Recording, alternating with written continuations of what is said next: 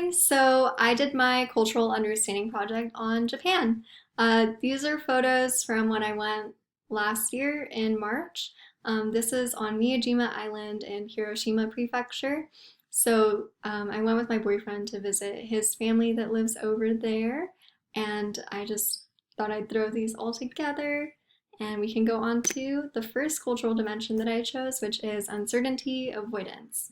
So Japan is one of the most uncertainty avoidant cultures with a score of 92. There is a need for consensus and structure, as well as many rules and guidelines, and a lot of research and expertise that goes behind every decision.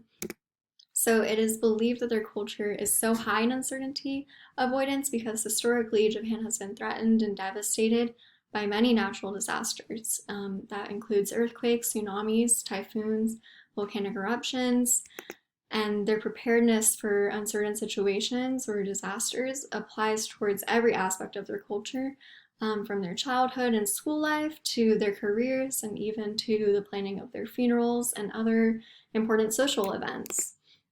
So we have our sources, and the next would be long-term orientation. Japan also is one of the most long-term oriented cultures with a score of 88. Long-term orientation refers to the importance on the future.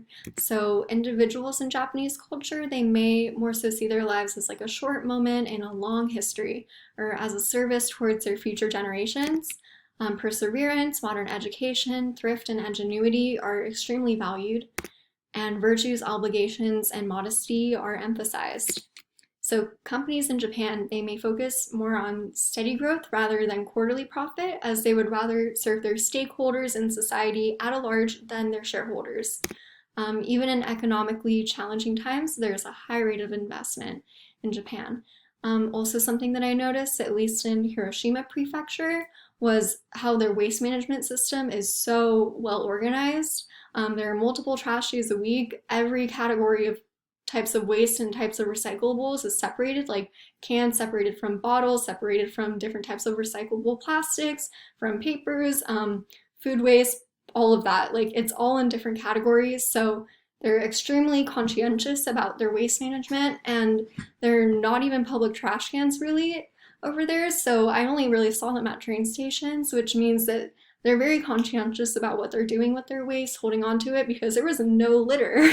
So that was pretty amazing, and then I think is a testament to that long-term orientation. So next, indulgence versus restraint. So Japan's score is near the middle with 42, but is considered a lower indulgence or restrained society. That means that there's more control and rigidity. There's less emphasis on gratification of desires and leisure, and there are many social norms. Indulgence can be somewhat seen as wrong, or restrained cultures can be somewhat seen as pessimistic and cynical.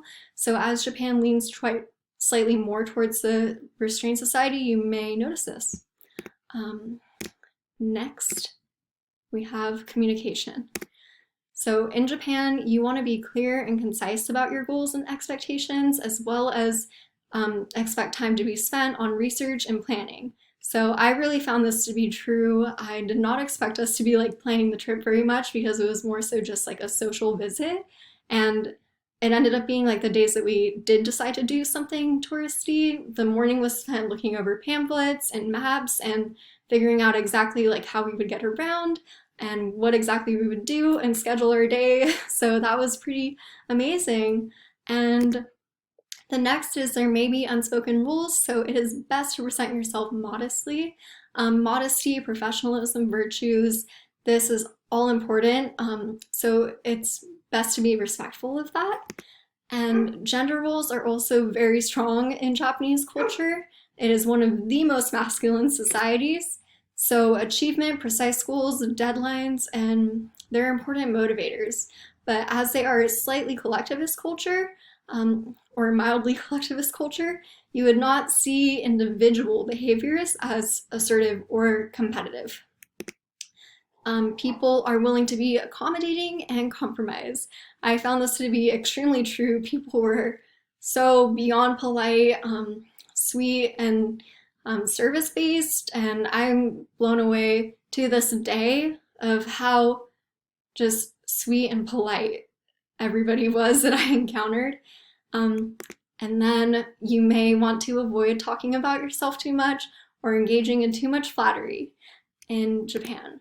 And then in a social context, there's intimacy between family and friends and time to nurture relationships, whereas in the workplace, the job comes first and adherence to time commitments are important. So the Japanese businessman would be different than maybe the Japanese father. And next we have food. So I had some fun with this. We had takoyaki, and these are served on little wooden boats. They're little dough balls that have octopus piece inside of them. And then there's also some pork there. Oysters, they're huge in Hiroshima. They're known all over the country and parts of the world, and they're delicious. I had both of these on Miyajima Island. And then okonomiyaki, it's like a savory pancake. It's made with like noodles and cabbage, topped with okonomi sauce and mayo and fried egg. And this particular okonomiyaki is from my boyfriend's mom's best friend's spot. So she owns the most famous okonomiyaki spot in Hiroshima. So that was like an excellent experience. It was so delicious. And we have yakiniku. So yakiniku is just Japanese barbecue. So Kobe beef, Wagyu, we know that they're just like melting your mouth delicious. So there's that. And Anderson's. Anderson's Bakery is the best bakery in the world. They have like a huge variety of savory and sweet and breads, and they even have giant vending machines that are the size of like 8 vending machines put together that you can get snacks from. So they're just amazing. They even have them in the United States. And then some honorable mentions I had to do. Some sausages, they're delicious in Japan, like they pop in your mouth. They're so juicy. They have them at 7-Elevens, Lawson Station. We couldn't resist every time we would go grab some.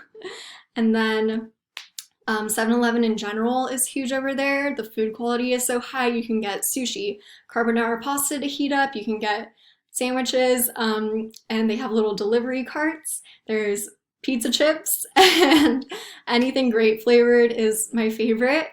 And then we have jolly pasta, which is really fun. And eggs in general, there's no salmonella, so you know that they just have the best quality mayo. And everyone, I kind of feel like, knows it, especially in the Bay Area. So that's everything, and there are the references. So thank you so much, and that's it.